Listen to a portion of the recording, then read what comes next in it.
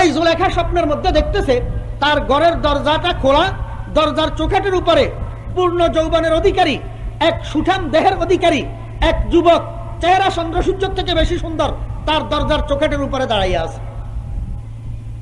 এই স্বপ্ন দেখার সাথে সাথে জুলেখা অস্থির হইয়া গেছে, ঘুম ভাঙে গেছে। শত চেষ্টা করার পরেও আর বাকি রাত ঘুমাইতে পারে না। চটপট চটপট করতে করতে রাত শেষ হইয়া গেছে। সকাল যখন হয়েছে ঘুম থেকে উঠছে, অবস্থা ব্যতিক্রম হইয়া গেছে। কেউ ডাকলে কথা কয় না, হাসে না, মাতে না। নাস্তার জন্য ডাকলে নাস্তা করতে যায় না, খানার জন্য ডাকলে খাইতে যায় না, গোসলের টাইম হলে গোসল করতে যায় না। সারা দিন শুধু তার মুখের মধ্যে একটা বাণী, একটা বলি, হাই কি দেখলাম। এই হাই কি দেখলাম করতে করতে দিনটা অতিবাহিত হইয়া গেছে। পরের দিন আরেফে জামি রহমতুল্লাহ আলাইহি লিখেন, পরের রাত্রে আবার জুলেখা ঘুমাইতে গেছে।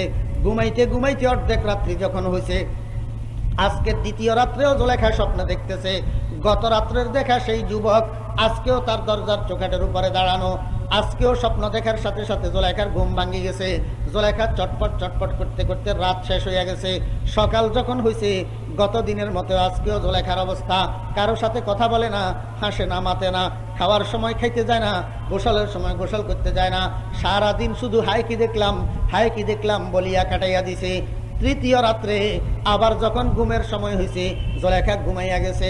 আজকে রাত্রেও আবার জুলেখা স্বপ্নের মধ্যে দেখে গত 2 দিনের দেখা সেই যুবকটা আজকেও জুলেখার দরজার চৌকাঠের উপরে দাঁড়াইয়া আছে। আজকে তৃতীয় দিন জুলেখা স্বপ্ন দেখার সাথে সাথে ভুল করে নাই।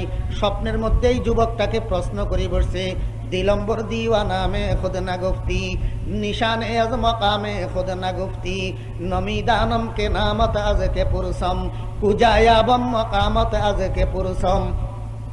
अगर शाही तुरा आखिर चेनामास वगर माही तुरा मंजिल कुदामास, मनम तृष्णा तू आबे जिंदगानी, मनम कुश्ता तू जाने जावेदानी, बैक अशवा मुरा बर्बाद कर दी, हजार आखारे बर बिस्तर नेहादी।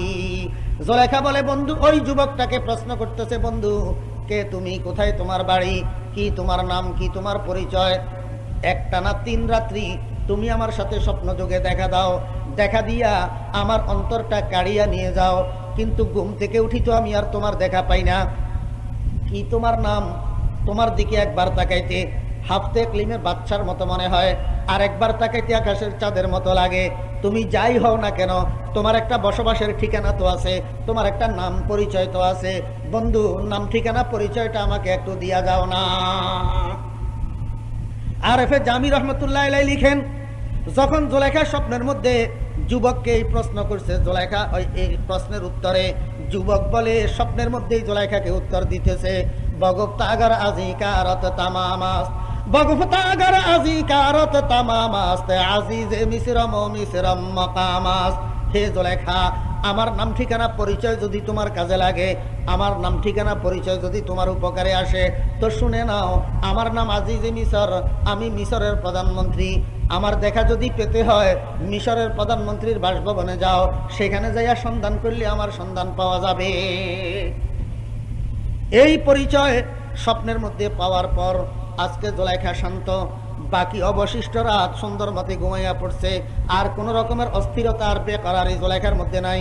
সকাল যখন হয়েছে, ঘুম থেকে উঠছে, নর্মাল পজিশন। গত 2 দিনের মতো ব্যতিক্রমী অবস্থা আজকে আর নাই, নর্মাল পজিশন। নাস্তার টাইমে নাস্তা করতেছে, সবার সাথে হাসি খুশি কথাবার্তা বলতেছে।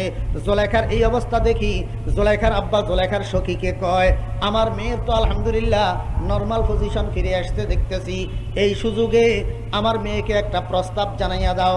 অমুক দেশের অমুক রাজপুত্রের জন্য আমার মেয়ের জন্য বিয়ের প্রস্তাব আসছে, এই বিয়েতে সে রাজি আছে কিনা তাকে একটু জিজ্ঞাসা করো। সখী যখন যাইয়া জুলেখাকে এই প্রস্তাব জানাইয়া রাজি আছে কিনা জিজ্ঞেস করছে, জুলেখা কয়, সখী, আমার আব্বাকে যাইয়া জানাইয়া দাও, জীবনে যদি আমি কাউকে বিয়ে করি তো সেই মানুষটার নাম হবে আজিজে মিসর।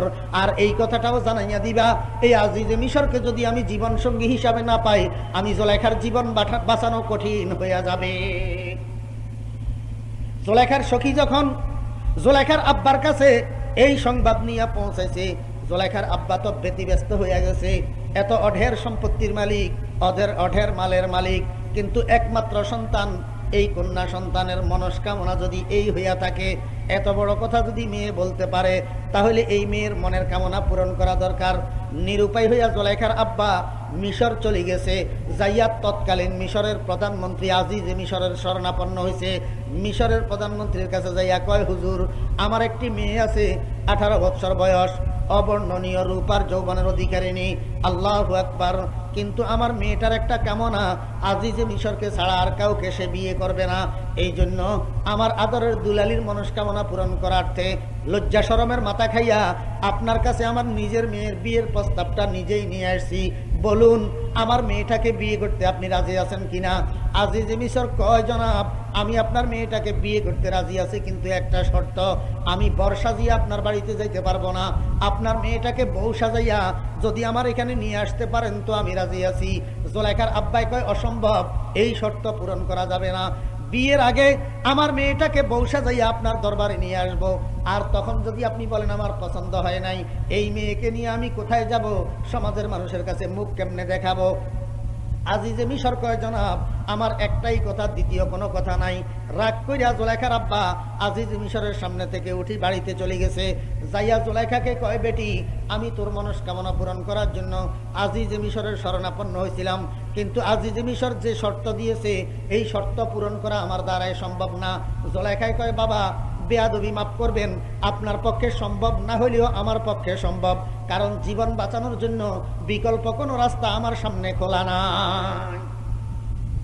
জুলাইখার আব্বা কয়, বেটি, ঠিক আছে, যদি তোমার পক্ষে সম্ভব হয় তুমি তোমার সখীকে সাথে নিয়া বিয়ের সাজে সজ্জিত হইয়া মিশর চলে যাইতে পারো, আমি তোমাকে অনুমতি দিলাম, কিন্তু আমি তোমার সাথে যাব না। আব্বার থেকে অনুমতি পাইয়া বিয়ের সাজে সজ্জিত হইয়া জুলাইখা সখীকে সাথে নিয়া মিশর চলে গেছে। আজিজে মিশরের বাসভবনের গেট দিয়া যখন প্রবেশ করতেছিল, আজিজে মিশর বাসভবনের সামনে দণ্ডায়মান ছিল ইউনিফর্ম পরা অবস্থায়। জুলাইখার দৃষ্টি যাইয়া আজিজে মিশরের চেহারার উপর পড়ছে, আজিজে মিশরের দৃষ্টি জুলাইখার চেহারার উপরে পড়ছে। দোনো দিক থেকে যখন দৃষ্টি বিনিময় হয়েছে, দোনোজনের অবস্থা পরিবর্তন হয়ে গেছে। এতদিন পর্যন্ত আজিজে মিশর জুলাইখাকে দেখে নাই, এই জন্য পাওয়ার জন্য উদ্গ্রীব ছিল না। আজকে যখন জুলাইখার অবর্ণনীয় রূপ আর যৌবন আজিজে মিশরের দৃষ্টি গোচর হয়েছে, এখন আজিজে মিশর জুলাইখাকে জীবন সঙ্গিনী হিসাবে পাওয়ার জন্য পাগল পারা হয়ে গেছে। কিন্তু জুলাইখার অবস্থা তার ব্যতিক্রম। জুলাইখা আস্তে আস্তে সখীকে কয়, ও সখী, আমি তো বরবাদ হইয়া গেছি, আমি তো হালাক হইয়া গেছি। সখী কয়, কি হয়েছে? কয়, ওই দেখ, ইউনিফর্ম তো কয় এই লোকটা আজিজে মিশর, কোনো সন্দেহ নাই, কিন্তু আমার স্বপ্নে দেখা চেহারার সাথে এই চেহারার তো কোনো মিল নাই। মিল থাকবে কোথা থেকে? যেই যুবক জুলাইখাকে স্বপ্নের মধ্যে পরিচয় দিছে আজিজে মিশর হিসাবে, মিশরের প্রধানমন্ত্রী হিসাবে, সেই যুবক তো এখনো মিশর চোখেও দেখে নাই, এখনো কেনানের কূপের মধ্যে জিবরাইল ইসলামের সাথে বসে বসে গল্প করতে আছে। আর এখনো পর্যন্ত যেই বয়সে জুলাইখাকে যুবক দেখা দিছে, সেই বয়সেও এখনো ইউসুফ আলাইহিস ইসলাম পৌঁছে নাই। চেহারার মিল কোথার থেকে থাকবে? এখন জুলাইখা কয়, সখী, আজিজে মিশর তো ঠিক আছে, কিন্তু চেহারার তো মিল নাই, এটা তো আমার স্বপ্নে দেখা বন্ধুর চেহারা নয়। সখী বুদ্ধিমতী ছিল। সখী কয়, ও জুলাইখা, তোর বন্ধু যে তোকে স্বপ্নের মধ্যে আজিজে মিশর পরিচয় দিছে, এটা ঠিক কিনা? কয়, হ্যাঁ, 100% ঠিক, আজিজে মিশর পরিচয় দিছে। সখী কয়, জুলাইখা, যদি আজিজে মিশর পরিচয় দিয়া থাকে তো একদিন না একদিন তোর বন্ধু এখানে আসবে, কোনো সন্দেহ নাই। এই আজিজে মিশরের কাছে উসিলা স্বরূপ বিয়ে বসে এখানে থাকি যা, এখান থেকে যদি চলে যাবি তো জীবনেও আর বন্ধুর দেখা পাবি না। জুলাইখা কয়, সখী, ঠিক বলছ, আজিজে মিশরকে বল আমি তার সাথে বিয়ে বন্ধনে রাজি। জুলাইখার অনুমোদন যখন পাইয়া গেছে, ডাকডোল পিটাইয়া আজিজে মিশর বিয়ের আয়োজন করেছে। ডাকডোলের আয়োজনের মধ্য দিয়ে আজিজে মিশরের সাথে জুলাইখার বিয়ে সম্পন্ন হইয়া গেছে। কিন্তু হইলে কি হবে? আল্লাহ পাকের ইচ্ছা তো তার ব্যতিক্রম। আল্লাহ পাকের ইচ্ছা হইল এই মহিলাকে সেকেন্ড হ্যান্ড বানাবে না, এই মহিলাকে হজরতে ইউসুফ আলাইহিস ইসলামের জন্য ইনট্যাক্ট রাখবে। এই হজরতে ইউসুফ আলাইহিস ইসলামের সাথে জুলাইখার তো একদিন বিয়ে হবে। এই কারণে আজিজে মিশরের সাথে বিয়ে হওয়ার সাথে সাথে বড়া হে যাহে ঘর চেতে যতক বুধ, বড়া হে যাহে ঘর চেতে যতক বুধ, বাওয়াক্তে কামরানি সুসেতে রগবুদ। বিয়ের সাথে সাথে আল্লাহ পাক রব্বুল আলামিন কয়, কোন ও আজিজে মিশর হইয়া যাও। এক কোনের সাথে সাথে আজিজে মিশর মৃত্যু পর্যন্তর জন্য পুরুষত্ব শূন্য নামরদ হইয়া গেছে। জুলাইখা বলে, প্রথম সাক্ষাতে আজিজে মিশরকে স্বামী হিসাবে পাইছে অকৃতকার্য। অকৃতকার্য পাইছে। আল্লাহু আকবার। জুলেখা এই নামরদ স্বামীর সাথে জীবন শুরু করছে। এই নামরদ স্বামী পুরুষত্ব স্বামীর সাথে একসাথে জুলেখা বসবাস করতে আছে, একসাথে উঠা বসা করে, একসাথে চলাফেরা করে, একসাথে খাওয়া দাওয়া করে, এমনকি রাত্রে এক বিছানায় স্বামীর সাথে ঘুমায়। সব কিছু ঠিক আছে, কিন্তু দিলের মধ্যে স্বামী এটার জায়গা নাই। কি বলেন, আছে? দিলের মধ্যে স্বামী এটার জায়গা আছে? নাই। কেন নাই? জুলেখা তো এই স্বামীকে পাওয়ার জন্য মিশর আসে নাই, স্বপ্নে দেখা বন্ধুকে পাওয়ার জন্য আসছে। যদিও স্বামী বানাইছে, স্বামীর সাথে উঠা বসা করে, স্বামীর সাথে খাওয়া দাওয়া করে, স্বামীর সাথে একসাথে ঘুমায়, কিন্তু রাত্র দিন 24 ঘন্টা নাদারত গায়রে ইউসুফ বর জবানস, নাবুদে গায়রে উ আরামে জানস, খেয়ালে রয়ে ইউসুফ ইয়ারে উবুদ, আনিসে খাতেরে আফগারে উবুদ। রাত্র দিন 24 ঘন্টা যদিও স্বামীর সাথে উঠা বসা, খাওয়া দাওয়া, চলাফেরা, একসাথে ঘুমায়, কিন্তু দিলের মধ্যে স্বামীর জায়গা নাই। দিলের মধ্যে রাত্র দিন স্বপ্নে দেখা বন্ধুর কল্পনা আর জল্পনা।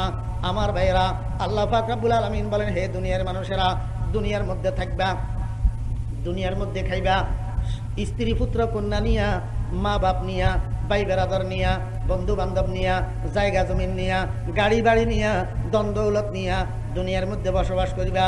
কিন্তু মনে রাখবা, এই সব কিছুর সাথে তোমার সম্পর্ক হবে শারীরিক সম্পর্ক, এই সব কিছুর সাথে তোমার সম্পর্ক হবে জুলেখার আজিজে মিশরের মতো বাহ্যিক সম্পর্ক। খবরদার, এই দিলের মধ্যে কোনো কিছুকে জায়গা দিবা না। দিলটা আমি খুদাবন্দে কুদ্দুসের জন্য রিজার্ভ কম্পার্টমেন্ট থাকবে, রিজার্ভ কম্পার্টমেন্ট। এই দিলের মধ্যে আর কাউকে জায়গা দিবা না। দিলের মধ্যে একমাত্র জায়গা হবে লা ইলাহা ইল্লাল্লাহ, লা ইলাহা ইল্লাল্লাহ, লা ইলাহা ইল্লাল্লাহু মুহাম্মাদুর রাসূলুল্লাহ। আমার ভাইরা, দোস্ত আহবাব, আজকে তো আমরা নিজের হিসাব নিজে নিলে বলতে পারি আমার দিলটাকে আমি কতটুকু আল্লাহ পাকের জন্য খালি করলাম, আর কতটুকু আমার দিলের মধ্যে দুনিয়াদারি আর জায়গা জমি, গাড়ি বাড়িকে দিলের মধ্যে জায়গা দিলাম।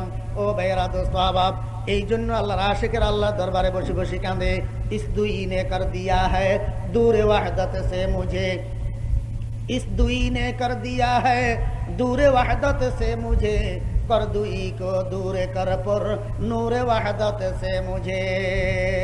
আল্লাহু আকবার। ও ভাইরা, দোস্ত আহবাব, আল্লাহ পাক রব্বুল আলামিন যুগে যুগে এত নবী রাসূল দুনিয়াতে পাঠাইছেন কি উদ্দেশ্যে? একটা মাত্র উদ্দেশ্য, দুনিয়ার মানুষের কলবগুলোর মধ্যে যেন লা ইলাহা ইল্লাল্লাহকে বসাইয়া দেওয়া যায়, আর কোনো কিছু না।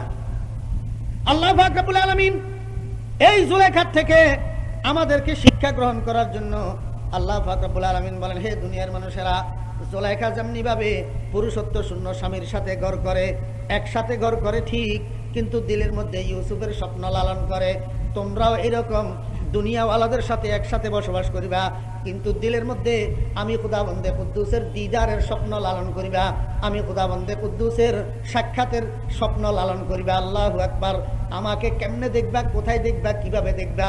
দুনিয়ার মধ্যে আমাকে না দেখিয়া ইবাদত করতে আসো, সত্যিকার অর্থে আমার দেখা তোমরা পাইবা কিনা, কোথায় পাইবা, কি কাজ করলে পাইবা, সেই চিন্তায় তোমরা সদামগ্ন থাকবা। আল্লাহু আকবার।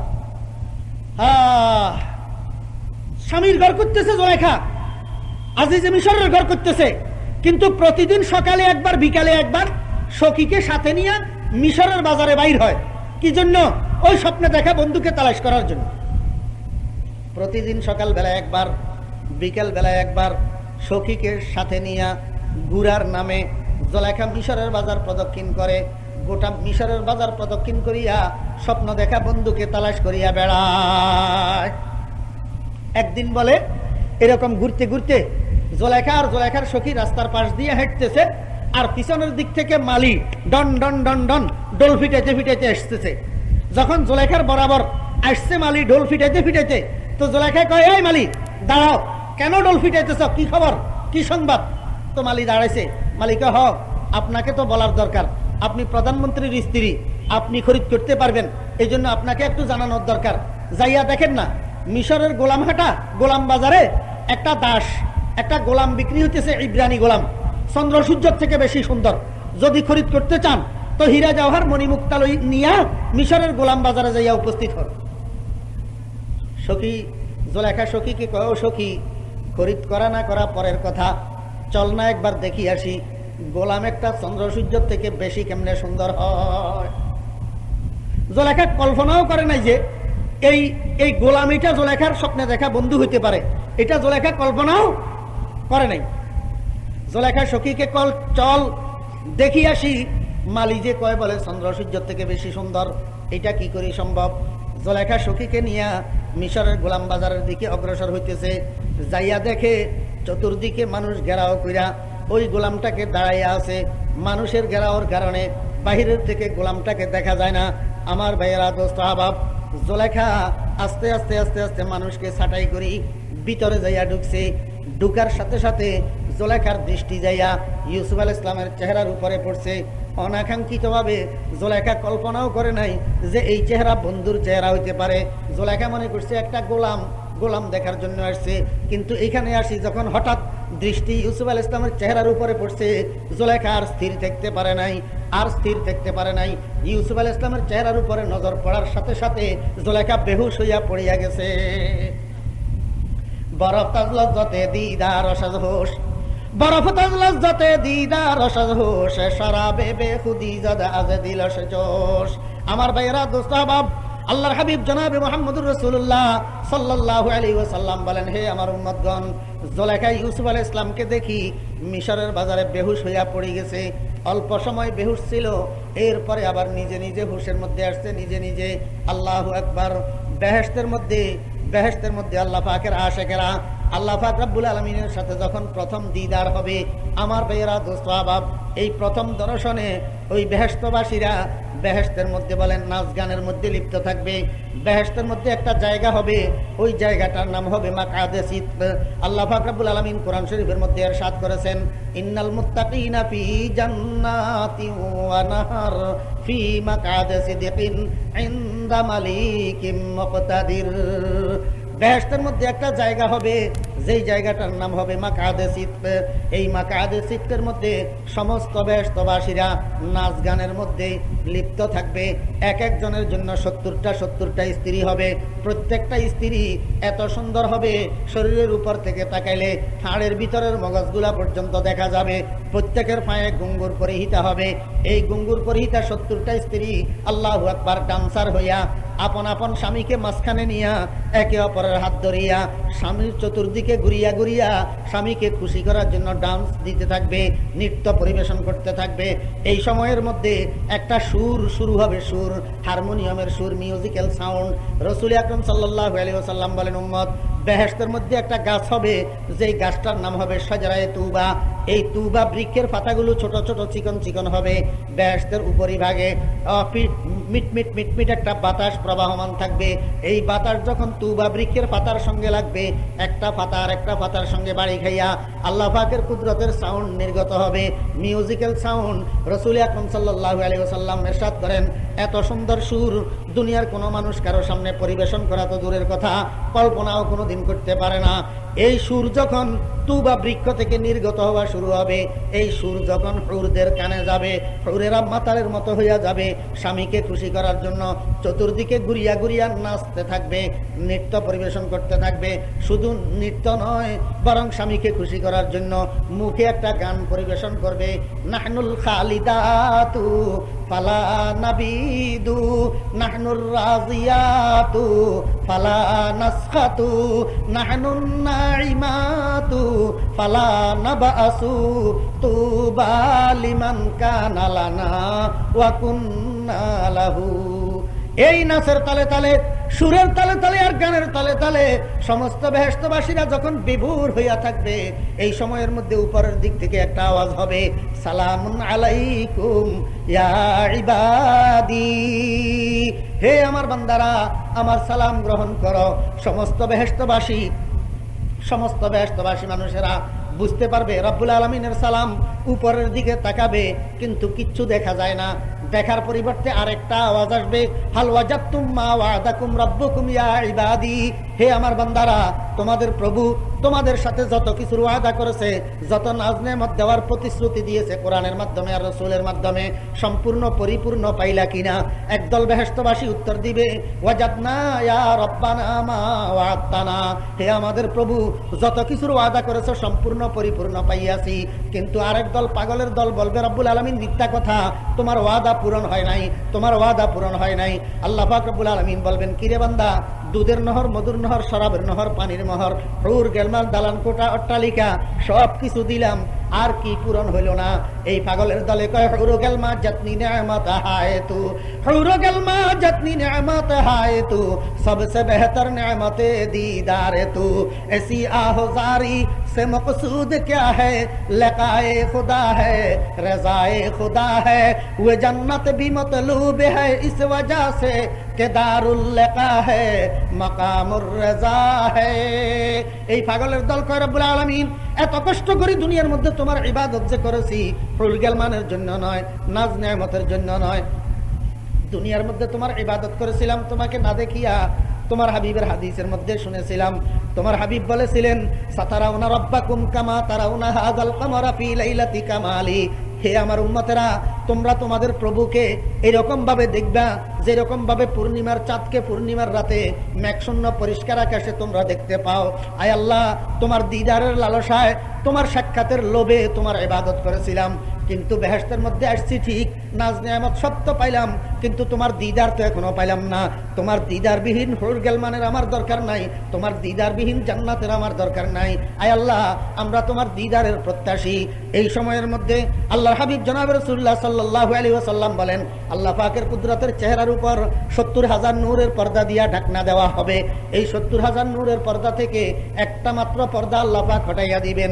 এই একটা মাত্র পর্দা হটাইয়া দেওয়ার সাথে সাথে শত সহস্র কোটি বেহেশতবাসী মানুষেরা এক পলকের জন্য আল্লাহ পাকের কুদরতের চেহারার দিকে বলে তাকাবে, আর তাকানোর সাথে সাথে বেহুশ হইয়া পড়িয়া যাবে। এক বেহুশিতে 40,000 বছর কাটিয়া যাবে, খবর থাকবে না। বরফতল লজ্জাতে দিদার রসজোশ, শরাবে বেখুদি জাদা আছে দিলস জোশ। আমার ভাইয়েরা, দোস্ত হাবাব, 40,000 বছর অতিবাহিত হওয়ার পর এইবার বেহেশতবাসী মানুষেরা হুঁশে আসবে। আল্লাহ পাক রব্বুল আলামিন জিজ্ঞেস করবেন, কিরে বান্দা, বেহুশ হইলা কেন? বেহেশতি মানুষেরা উত্তর দিবে, রব্বুল আলামিন তোমার নূরের তাজাল্লি বরদাস্ত করতে পারি নাই। আল্লাহ পাক বলবেন, ঠিক বলেছো বান্দা, আমার নূরটা দুই প্রকার, একটার নাম নূরে জামালি আর একটার নাম নূরে জালালি। একটা মিষ্টি নূর আর একটা গরম নূর। একটা প্রকাশ করছি সূর্যের মাধ্যমে, আর একটা প্রকাশ করছি চন্দ্রের মাধ্যমে। এই কারণে সারা রাত্রি তুমি চন্দ্রের দিকে তাকাইয়া থাকতে পারো, কোনো অসুবিধা হয় না, কিন্তু সূর্যের দিকে একটা সেকেন্ডের জন্য তাকাইতে পারতা না, তোমার দৃষ্টি ফেরত আসি যেত। ও বান্দা, এখন যে তোমাদেরকে সাক্ষাৎকার দিলাম, এটা নূরে জালালির দ্বারা সাক্ষাৎকার দিয়েছি, এই জন্য বরদাস্ত করতে পারো নাই, বেহুশ হইয়া পড়ে গেছ। বান্দা চলো, এইবার তোমাদেরকে একটা মাহফিলে নিয়ে যাব, আর ওই মাহফিলের মঞ্চের মধ্যে আমি রব্বুল আলামিন উপবেশন করব, আমার নূরে জামালি নিয়া, আমার মিষ্টি নূর নিয়া, মন ভরিয়া আমার দিকে তাকাইয়া থাকবা, আর বেহুশ হইতে হবে না, বেহুশ হওয়া লাগবে না। জনাবে মুহাম্মদুর রাসূলুল্লাহ সাল্লাল্লাহু আলাইহি ওয়াসাল্লাম বলেন, আমার উম্মতেরা, একটা মাহফিল যে হবে, ওই মাহফিলের স্টেজটা কত বড় হবে? আল্লাহ পাক বলে, একটা স্টেজ তৈরি করবেন, ওই স্টেজের মধ্যে 1.25 লক্ষ নবী রাসূল, সমস্ত আম্বিয়া আলাইহিস সালামেরা স্টেজের উপর উপবিষ্ট থাকবে। কত বড় স্টেজ হবে? যেই স্টেজের মধ্যে 1.25 লক্ষ মানুষ ধারণ করে, ওই স্টেজের মধ্যে পাশাপাশি 2টা কুরসি হবে, একটা সভাপতির জন্য আর একটা প্রধান অতিথির জন্য। সভাপতি হবেন লা ইলাহা ইল্লাল্লাহ, আর প্রধান অতিথি হবেন মুহাম্মাদুর রাসূলুল্লাহ। আল্লাহু আকবার।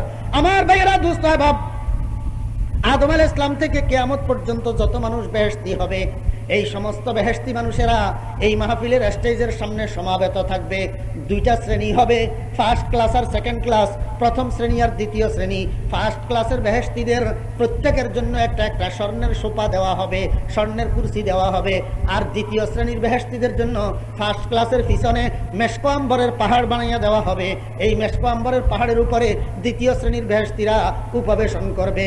আল্লাহ পাক রব্বুল আলামিন এই মাহফিলের কার্যক্রম শুরু করতে যাইয়া সর্বপ্রথম হযরত ইসরাফিল আলাইহিস সালাতু ওয়াস সালামকে ডাকবে। ইসরাফিল আলাইহিস সালাতু ওয়াস সালামকে আমার ভাইয়েরা, দোস্ত হাবাব, ইসরাফিল আলাইহিস সালামকে ডাকি। আল্লাহ পাক বলবেন, হে আমার ইসরাফিল ফেরেশতা, আমার সমস্ত সৃষ্টি জগতের মধ্যে সবচেয়ে সুন্দর এবং সুললিত কণ্ঠ আমি তোমাকে দান করেছিলাম। মানুষের মধ্যে সবচেয়ে সুন্দর কণ্ঠ দিয়েছিলাম দাউদকে, আর সমস্ত সৃষ্টি জগতের মধ্যে সবচেয়ে সুন্দর কণ্ঠ দিয়েছি তোমাকে। কিন্তু তুমি তো নূরের ফেরেশতা, তোমার এই সুললিত কণ্ঠ আমি আমার মাটির বানানো বান্দারা কোনোদিন শুনতে পায় নাই। আজকের বেহেশতের এই মাহফিলের মধ্যে তুমি একটা কাজ করো, সর্বপ্রথম উদ্বোধনমূলক আমি রব্বুল আলামিনের একটা হামদ পাঠ করিয়া আমার বান্দাদেরকে শুনাইয়া দাও। আল্লাহ পাকের হুকুমে হযরত ইসরাফিল আলাইহিস সালাতু ওয়াস সালাম হামদে বারি পাঠ করা শুরু করবে। যখন হযরত ইসরাফিল আলাইহিস সালাম হামদে বারি পাঠ করা শুরু করবে, এই সময়ের মধ্যে আল্লাহ পাক রব্বুল আলামিন বেহেশতি বান্দাদের জন্য আল্লাহ পাক কর্তৃক নির্ধারিত, আল্লাহ পাক কর্তৃক সৃষ্টি করা স্বেচ্ছাসেবক চিরবালক দল, স্বেচ্ছাসেবক চিরবালক দল, যাদের সম্পর্কে আল্লাহ পাক রব্বুল আলামিন ইরশাদ করেছেন, ইয়াতুফু আলাইহিম বিলদানুম মুখাল্লাদুন বিআকওয়াবিন ওয়া আবারিকা ওয়া কাসিম মিন মাইন। এই স্বেচ্ছাসেবক দল, চিরবালক দল, যাদের আরেকটা নাম গিলমান, আল্লাহ পাক বেহেশতীদের এই খাদেমের দলকে ডাক দিবে, ও গেলমানেরা তাড়াতাড়ি আসো। যতক্ষণ ইসরাফিল হামদে বারি পাঠ করবে, এতক্ষণের মধ্যে তোমরা সারিতে সারিতে আমার বান্দাদেরকে আমার পক্ষ থেকে শরাবে তাহুর পরিবেশন করতে থাকো। ওয়াসাকাহুম রাব্বুহুম শারাবান তাহুরা। আল্লাহ পাকের প্রেমের শরাব, শরাবে তাহুর। বেহেশতি গেলমানেরা, কারো কাছে মটকা থাকবে, কারো কাছে জগ থাকবে, কারো হাতে গ্লাস থাকবে। মটকাওয়ালারা জগওয়ালাদের জগ ভর্তি করে দিবে, আর জগওয়ালারা গ্লাসওয়ালাদের গ্লাসের মধ্যে ঢালবে, গ্লাস ভর্তি করে দিবে। আর গ্লাসওয়ালারা একটা একটা গ্লাস হাতে হাতে বেহেশতীদের হাতে পরিবেশন করতে থাকবে। আমার ভাইয়েরা, দোস্ত আহবাব, উপরের দিক থেকে হযরত ইসরাফিল আলাইহিস সালাতু ওয়াস সালামের সুললিত কণ্ঠে হামদে বারি, আর ভিতরের দিক থেকে আল্লাহ পাকের প্রেমের শরাব। এক ফোঁটা শরাবে তাহুর জিহ্বার আগে পৌঁছার সাথে সাথে গোটা কলবটা আল্লাহ পাকের প্রেমে মালামাল হয়ে যাবে। হযরত ইসরাফিল আলাইহিস সালাতু ওয়াস সালামের হামদ পাঠ যখন শেষ হবে, আল্লাহ পাক রব্বুল আলামিন হযরত দাউদ আলাইহিস সালামকে ডাকবেন, বলবেন, ও দাউদ, মানুষের মধ্যে সবচেয়ে সুন্দর কণ্ঠ তোমাকে দিয়েছিলাম। তোমার কণ্ঠস্বর শোনার জন্য আকাশের উড়ন্ত পাখিগুলো তোমার ঘরের ছাদের উপরে বসে যেত, নদীর মাছগুলো কিনারে লাগি থাকতো, কিন্তু আমার হাবিবের উম্মত তো তোমার কণ্ঠস্বর শুনে নাই। ও দাউদ, আমার হাবিবের উপরে নাযিল করা আমার কালামের সূরা তাহা তিলাওয়াত করিয়া আজকে বেহেশতবাসী মানুষদেরকে তুমি একটু শুনাইয়া দাও। আল্লাহ পাকের হুকুমের সাথে সাথে বলে হযরত দাউদ আলাইহিস সালাম 30 পারা কোরআনের হাফেজ হইয়া যাবে, আর সূরা তাহা তিলাওয়াত করিয়া বেহেশতীদেরকে শোনাবে। আল্লাহ পাক রব্বুল আলামিন বলেন, আল্লাহ পাক রব্বুল আলামিন বলবেন, ও দাউদ, আমার কোরআনের জন্য তুমি কষ্ট করো নাই। এবার বন্ধুর দিকে তাকাবে, বাম পাশের কুরসিতে বন্ধু বসা থাকবে, বন্ধুর দিকে তাকাবে, বলবেন, বন্ধু, আমার কোরআনের জন্য আপনি কষ্ট করেছেন, আমার কোরআনের জন্য তায়েফের ময়দানে আপনি পাথর খেয়েছেন, আমার কোরআনের জন্য ওরে দুনিয়ার কাফেরদের গালি মন্দ আপনি শুনেছেন। ও ভাইরা, দোস্ত আহবাব, এখন তো আমরা ক্যাসেটটি প্রযোজনা ও পরিবেশনা করেছে আল আরব এন্টারপ্রাইজ, হাটহাজারী, চট্টগ্রাম। গালি দেওয়া আবু জাহেলের স্বভাব, আর গালি শোনা মুহাম্মদুর রাসূলুল্লাহ সাল্লাল্লাহু আলাইহি ওয়াসাল্লামের স্বভাব। এই জন্য আমরা কাউকে গালি দিই না, আমরা কাউকে কি করি না, গালি দিই না, বরং আমরা গালি শুনি, আর এর দ্বারা সুন্নতে ইজতিরারি আমাদের আদায় হয়ে যায়। আলহামদুলিল্লাহ। দুনিয়ার মানুষ আমাদেরকে কাফের বলুক আর রাসূলের দুশমন বলুক, আমরা বলবো না। আমরা শুধু বলবো এইটা সুন্নত, এইটা বেদাত, এইটা সুন্নত, এইটা বেদাত। এইটুকু চিনাই দেওয়া আমাদের দায়িত্ব। গালি দেওয়া আর কাফের বলার, জাহান্নামী বলা আমাদের কিনা দায়িত্ব না। আল্লাহু আকবার। আল্লাহ রাব্বুল আলামিন বন্ধুকে বলবেন, বন্ধু, আমার কোরআনের জন্য যত কষ্ট দুনিয়াতে আপনি করেছেন, আজকে আপনার মুখে আমার কোরআন যত সুন্দর লাগবে, আর কারো মুখে তত সুন্দর মানাবে না। আমার হাবিব গোটা কোরআন শরীফের হাট, কলবুল কোরআনে সূরাতু ইয়াসিন, কোরআন শরীফের কলব সূরা ইয়াসিন, আপনার নামের দ্বারা নাজিল করা সূরা ইয়াসিন একটু তিলাওয়াত করি, আমার বান্দাদেরকে শুনাইয়া দেন। আল্লাহ পাকের হুকুম প্রাপ্ত হইয়া জনাবে মুহাম্মদুর রাসূলুল্লাহ সাল্লাল্লাহু আলাইহি ওয়াসাল্লাম সূরা ইয়াসিন শুরু থেকে শেষ পর্যন্ত তিলাওয়াত করে আল্লাহর বান্দাদেরকে শোনাবেন। এই সময়ের মধ্যে আল্লাহ পাক বলবেন, হে আমার বান্দাগণ, কোরআন শরীফ আর কারো বাণী নয়, আমি রব্বুল আলামিনের বাণী। অতএব আমার বাণী আমি যত সুন্দর করে তেলাওয়াত করতে পারবো আর কারো পক্ষে তেমন সুন্দর করে তেলাওয়াত করা সম্ভব নয়। আমার বাণী, আমার কালাম শুনছো, শুনিয়া বিশ্বাস করছো, আমার কোরআনকে মহব্বত করছো, আমার কোরআন মতো জীবন পরিচালনা করছো, কিন্তু আমার জবানে তো আমার কালামের তেলাওয়াত কোনোদিন শুনো নাই। আমার বান্দারা, আমি এখন নূরে জামালি নিয়া তোমাদের সামনে বসছি, নূরে জামালি নিয়া মন ভরিয়া আমার দিকে তাকাইয়া থাকো আর আমার জবানে আমার কালামের তিলাওয়াত শোনো। আল্লাহর হাবিব জনাব রাসূলুল্লাহ সাল্লাল্লাহু আলাইহি ওয়াসাল্লামের ইরশাদ করেন, জিনাতুল কোরআনে সূরাতুর রহমান, কোরআন শরীফের শোভাবর্ধনকারী সূরা, কোরআন শরীফের অলংকার সূরা রহমান। এই সূরা রহমান আল্লাহ পাক তিলাওয়াত করবেন, কিন্তু কিভাবে শুরু করবেন? দুনিয়ার মধ্যে তো আমরা সূরা রহমান শুরু করি আর রহমান আল্লামাল কোরআন কইয়া, আর আল্লাহ পাক সেদিন নিজের দিকে এইভাবে ইঙ্গিত কইয়া সূরা রহমানের তিলাওয়াত শুরু করবেন আনার রহমান কইয়া। আনার রহমান, আমার বান্দারা রহমান রহমান শুনেছো, কিন্তু রহমানকে কোনোদিন দেখো নাই। আমি রহমান, আমার দিকে তাকাইয়া থাকো, আমার জবানে আমার কালামের তিলাওয়াত শুনতে থাকো। আল্লাহু আকবার। ও ভাইরা, দোস্ত আহবাব, এই বর্ণনা যখন রাসূল আকরাম সাল্লাল্লাহু আলাইহি ওয়াসাল্লাম দিতেছিলেন, সাহাবায়ে কেরামের সাহাবায়ে কেরাম জিজ্ঞেস করেন, ইয়া রাসূলুল্লাহ সাল্লাল্লাহু আলাইহি ওয়াসাল্লাম, ইয়া রাসূলুল্লাহ সাল্লাল্লাহু আলাইহি ওয়াসাল্লাম, এত বড় বিশাল মাহফিল, যেই মাহফিলের শুধু স্টেজেই থাকবে 1.25 লক্ষ মানুষ, যেই স্টেজের সামনে শত সহস্র কোটি মানবতার সমাবেশ হবে, এত বড় বিশাল মাহফিলের মধ্যে লাইটের ব্যবস্থা কি হবে, আলোর ব্যবস্থা কি হবে? আল্লাহর হাবিব জনাবে মুহাম্মদুর রাসূলুল্লাহ সাল্লাল্লাহু আলাইহি ওয়াসাল্লামের ইরশাদ করেন, হে আমার সাহাবীগণ, এই মাহফিলের মধ্যে আলাদা কোনো লাইটের ব্যবস্থা থাকবে না, আলাদা কোনো বাতির ব্যবস্থা থাকবে না। আমি মুহাম্মদুর রাসূলুল্লাহ সাল্লাল্লাহু আলাইহি ওয়াসাল্লামের চেহারার আলোর দ্বারা গোটা মাহফিলটা আলোকিত হইয়া থাকবে। खुदा खुद मीर महफिल बूद अंदर ला मका खुसरू, खुदा खुद मीर महफिल बूद अंदर ला मका खुसरू, मोहम्मद शमअ महफिल बूद सब जाए के मनबूदम। আল্লাহু আকবার। আমার ভাইরা, দোস্ত আহবাব, হ্যাঁ, হযরত ইউসুফ আলাইহিস সালামকে দেখার সাথে সাথে জুলাইখা বেহুশ হইয়া পড়ে গেছে, কিন্তু অল্প সামান্য সময়, এরপরে আবার নিজে নিজে হুঁশে আসছে। যখন হুঁশে আসছে জুলাইখা, তখন বসার থেকে উঠি দাঁড়াইছে এই জন্য যে হযরত ইউসুফ আলাইহিস সালামকে নিয়ে মুলামুলি চলতেছিল। একজন কয় আমি 1 মণ স্বর্ণ দিয়া গোলামটাকে খরিদ করব, আরেকজন কয় আমি 1 মণ হীরা জওহর দিয়া খরিদ করব, আরেকজন কয় আমি গোলামিটাকে এক পাল্লায় রাখি, আরেক পাল্লায় হীরা জওহর মণিমুক্তা দিয়া সমান সমান ওজনে এই গোলামটাকে খরিদ করার জন্য প্রস্তুত আছি। জুলাইখা এটা শুনছে, শুনি আস্তে আস্তে বসার থেকে উঠছে। কি কয়? জুলাইখা আসতে যাই মানা খবরদার, জুলাইখা আসতে যাই মানা খবরদার, মুজাফ সাথে আহারা বয়কেবার। জুলাইখা বসার থেকে আস্তে আস্তে দাঁড়াইছে, দাঁড়াইয়া কয়, ও মিশরের খরিদ্দাররা শোনো, আজকে এই গোলামটাকে আমি যত চড়া মূল্য দিয়া খরিদ করতে পারবো, তোমাদের পক্ষে তত চড়া মূল্য দিয়া খরিদ করা সম্ভব হবে না। কারণ তোমরা গোলামের খবর শুনি মিশর আসছ, আর আমি গোলামিটা মিশর ঢুকার আগে এই গোলামের পাগল হইয়া তালাশ করতে করতে মিশর আসছি। হে মিশরের খরিদ্দারেরা, শুনিয়া রাখো, আজকের এই বাজারে এই গোলামের সর্বোচ্চ মূল্য যেটা হবে, আজকের এই বাজারে এই গোলামের সর্বোচ্চ মূল্য যেটা হবে, আমি জুলাইখা তার দ্বিগুণ দিয়া খরিদ করার জন্য প্রস্তুত আছি। এখন তো আর কারো কিছু বলার নাই, সর্বোচ্চ মূল্য যেটা সেটার দ্বিগুণ জুলাইখা, অতএব আর মূল্য দিয়া লাভটা কি হবে?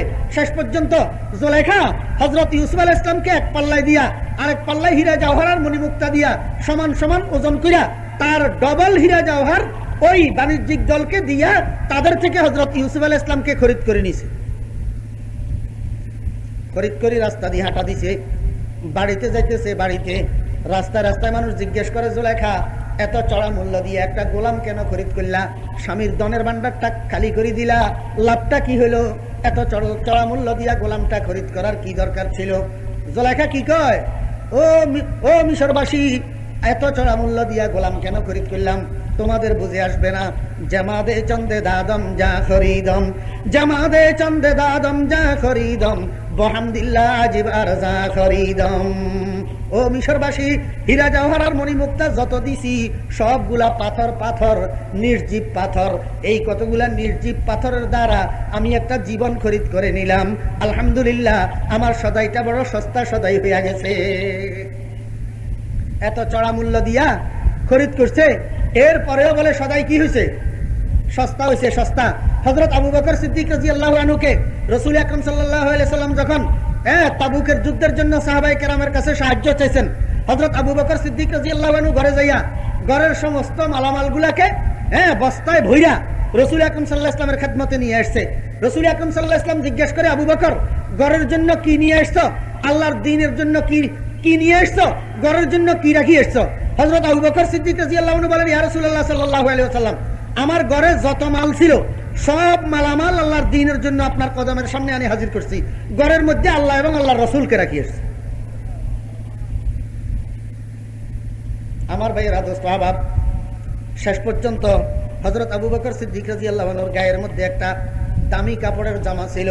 এই জামাটাকে বিক্রি করছে। বিক্রি করি শর্ট দিয়া, সালার শর্ট দিয়া একটা জামা বানাইছে। আর বাকি টাকা রাসূল আকরাম সাল্লাল্লাহু আলাইহি ওয়াসাল্লামকে দ্বীনের জন্য সাহায্য করে দিয়েছে।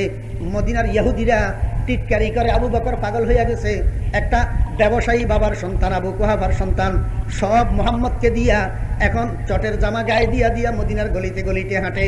এই কথা হযরত আবু বকর সিদ্দিক রাদিয়াল্লাহু আনহুর কানে গেলে হযরত আবু বকর সিদ্দিক রাদিয়াল্লাহু আনহু বলেন, হে মদিনার কাফেররা, তোদের বুঝে আসবে না, যত কিছু দিতেছি সবগুলা নিষ্প্রাণ, সবগুলা মুর্দা, আর এগুলা দিয়া খরিদ করতেছি জিন্দা খোদা লা ইলাহা ইল্লাল্লাহ। আল্লাহ পাক রব্বুল আলামিন আমাকে যদি সারা দুনিয়ার মালিক বানাইয়া দিত, আল্লাহ পাককে খরিদ করার জন্য মূল্য হিসাবে সারা দুনিয়া আমি বিলীন করে দিতাম, তারপরেও যদি আল্লাহ পাক আমার খরিদ হইয়া যায়, আমি আবু বকর শুকর আদায় করব, আমার সদাইটা বড় সস্তা সদাই হইয়া গেছে। জামাদে চন্দে দাদম যা খরিদম বহামদিল্লাহ আজিব আর যা খরিদম। আল্লাহু আকবার। এমনি ভাবে আল্লাহ পাক রব্বুল আলামিনের জন্য, আল্লাহ পাক রব্বুল আলামিনের সন্তুষ্টির জন্য কুরবানি দেওয়ার জন্য আল্লাহ পাক আমাদেরকে তৌফিক দান করেন। ওয়া আখিরু দাওয়ানা আনিল হামদুলিল্লাহি রাব্বিল আলামিন ওয়া সাল্লাল্লাহু তাআলা আলা খাইরি খালকিহি ওয়া নূরি আরশিহি মুহাম্মাদিন ওয়া আলিহি ওয়া সাহবিহি আজমাইন। আলহামদুলিল্লাহি রাব্বিল আলামিন, আলহামদুলিল্লাহি রাব্বিল আলামিন, ওয়াসসালাতু ওয়াসসালামু আলা আশরাফিল আমবিয়া ওয়াল মুরসালিন। রব্বানা যালামনা আনফুসানা ওয়া ইল্লাম তাগফির লানা ওয়া তারহামনা লানাকুনান্না মিনাল খাসিরিন। ইয়া আল্লাহ, ইয়া আরহামার রাহিমিন, ইয়া আল্লাহ, এই মাহফিলকে কবুল ফরমান। ইয়া আল্লাহ, শুরু থেকে শেষ পর্যন্ত যত আলোচনা হয়েছে দয়া করে ইয়া আল্লাহ ভুল ত্রুটি ক্ষমা করে দেন। ইয়া আল্লাহ, দয়া করে ভুল ত্রুটি ক্ষমা করে দেন। ইয়া আল্লাহ, সহিহ কথাগুলোর উপর আমাদেরকে আমল করার তৌফিক দান করেন। ইয়া আল্লাহ, আগামী দিন এই জলসাকে হোসনে ইন্তজামের সহিত ইখতিতাম ফরমান। ইয়া আল্লাহ, ইয়া আল্লাহ, ইয়া আরহামার রাহিমিন, বাংলাদেশকে হেফাজত ফরমান। ইয়া আল্লাহ, ইয়া আল্লাহ, এই দেশের মুসলমানদেরকে হেফাজত ফরমান, মাদ্রাসা মসজিদ আলেম ওলামাদেরকে হেফাজত ফরমান। ইয়া আল্লাহ, ইয়া আরহামার রাহিমিন, দেশের দুশ্মন, জাতির দুশ্মন, ইসলামের দুশ্মন, কোরআনের দুশ্মন, মাদ্রাসা মসজিদের দুশ্মন, আলেম ওলামার দুশ্মন দেশের ভিতরে বাহিরে যদি থাকে, ইয়া আল্লাহ আপনি হেদায়েত করে দেন। ইয়া আল্লাহ, ইয়া আল্লাহ, কারো কপালে যদি হেদায়েত না থাকে আপনার কুদরতের হাতে দমন করে দেন। ইয়া আল্লাহ, ইয়া আল্লাহ, এই দেশের দুর্বল আলেমদেরকে ইয়া আল্লাহ ষড়যন্ত্রকারীদের শিকার বানাইয়েন না। ইয়া আল্লাহ, ইয়া আল্লাহ, ইহুদি নাসারার শিকার বানাইয়েন না। ইয়া আল্লাহ, ইয়া আল্লাহ, কোন রকমের ফিতনার মধ্যে পড়ার আগে আমাদেরকে দয়া করে আপনি দুনিয়া থেকে উঠাইয়া নেন। ইয়া আল্লাহ, ইয়া আল্লাহ, আমরা দুর্বল ইমানদার, পরীক্ষা করলে আমরা পাশ করব না। ইয়া আল্লাহ, ইয়া আল্লাহ, পরীক্ষা থেকে আমাদেরকে হেফাজত করেন। ইয়া আল্লাহ, ইয়া আল্লাহ, ইয়া আরহামার রাহিমিন, ইয়া আকরামাল আকরামিন, ইয়া আল্লাহ, আপনার হাবিবের দরবারে কোটি কোটি দরুদ সালামের হাদিয়া পৌঁছান। ইয়া আল্লাহ, আমাদের মধ্যে যারা অসুস্থ আছে দয়া করে শেফা দেন। ইয়া আল্লাহ, ইয়া আল্লাহ, আমাদের সমস্ত মুরব্বিয়ানে কেরামকে সেহত ও আফিয়ত রাখেন। ইয়া আল্লাহ, হাটহাজারীর মতুন সৌজুরকে সেহত ও আফিয়ত রাখেন, সমস্ত আসাতিজায়ে কেরামকে সেহত ও আফিয়ত রাখেন। ইয়া আল্লাহ, নানুপুরের মতুন সৌজুরকে সেহত ও আফিয়ত রাখেন। আল্লাহ হায়াত তাইয়্যিবা দান করেন। ইয়া আল্লাহ, ইয়া আল্লাহ, সমস্ত আউলিয়ায়ে কেরাম যারা দুনিয়া থেকে বিদায় হয়েছেন উনাদের দরজাত বুলন্দ ফরমান। ইয়া আল্লাহ, ইয়া আল্লাহ, আকাবেরিনে হাটহাজারী, আকাবেরিনে মেখল, আকাবেরিনে পটিয়া, আকাবেরিনে নানুপুর বাবুনগর সকলের দরজাত বুলন্দ ফরমান। ইয়া আল্লাহ, ইয়া আল্লাহ, নানুপুরি হুজুর রাহমাতুল্লাহ আলাইহির দরজাত বুলন্দ ফরমান। সমস্ত মাশায়েখে চিশতিয়া খানদান রাহিমাহুল্লাহ, মাশায়েখে তুরুকে আরবার দরজাত বুলন্দ ফরমান। ইয়া আল্লাহ, ইয়া আরহামার রাহিমিন, মুসান্নিফিনে কেরাম মুহাদ্দিসিনে কেরাম, মুফাসসিরিনে ইযাম, মুজতাহিদিনে কেরাম, আইম্মায়ে ইযাম, তবে তাবেইন, সাহাবায়ে কেরাম সকলের দরজাত বুলন্দ ফরমান। সমস্ত আম্বিয়া আলাইহিস সালাতু ওয়াস সালামের দরবারে দরুদ সালামের হাদিয়া পৌঁছান। খুসুসান আপনার হাবিবের দরবারে কোটি কোটি দরুদ সালামের হাদিয়া পৌঁছান। আপনার হাবিবের সাদাকা আমাদের দোয়া দরখাস্ত কবুল ফরমান। ইয়া আল্লাহ, আলামিন ফাউন্ডেশনের সকল সদস্যদেরকে নেক হায়াত দান করেন। ইয়া আল্লাহ, বিপদ আপদ থেকে হেফাজত করেন, রোগ ব্যাধি থেকে হেফাজত করেন। ইয়া আল্লাহ, সকলের দিন দুনিয়া আবাদ করে দেন। ইয়া আল্লাহ, ইয়া আল্লাহ, ইয়া আরহামার রাহিমিন, আপনার হাবিবের সমস্ত উম্মতগুলাকে এক বানাইয়া দেন। ইয়া আল্লাহ, মুসলমানের ঝগড়া ফাসাদ মিটাই দেন। ইয়া আল্লাহ, যাদের বুঝ সহি তাদের বুঝের সাথে যাদের বুঝ গলত তাদেরকে মিলাই দেন। ইয়া আল্লাহ, ইয়া আল্লাহ, ইয়া আরহামার রাহিমিন, আপনার হাবিবের সাদকা দোয়া দরখাস্ত কবুল ফরমান। আল্লাহুম্মা হাব্বিন আলাইনা সাফরানা হাযা ওয়া আতমিলানা বু'দা। اللهم أنت الصاحب في السفر والخليفة في الأهل والمال. اللهم إني أعوذ بك من اللهم إني أعوذ بك من وعثاء السفر وكآبة المنظر وسوء المنقلب في الأهل والمال. يا الله, ফেনীর মুন্সিরহাট জমিরিয়া মাদ্রাসা কবুল ফরমান। ইয়া আল্লাহ, দুশমনের দুশমনি থেকে, হাসেদিনের হাসদ থেকে, মুআনিদিনের ইনাদ থেকে হেফাজত ফরমান। ইয়া আল্লাহ, সমস্ত ছাত্র শিক্ষকদেরকে হেফাজত ফরমান। ইয়া আল্লাহ, মাদ্রাসার সমস্ত জরুরত আপনার গায়েবের থেকে আসানের সহিত পুরা করে দেন। ওয়া সাল্লাল্লাহু তাআলা আলা খায়রি খালকিহি ওয়া নূরি আরশিহি মুহাম্মাদিন ওয়া আলিহি ওয়া সাহবিহি আজমাইন।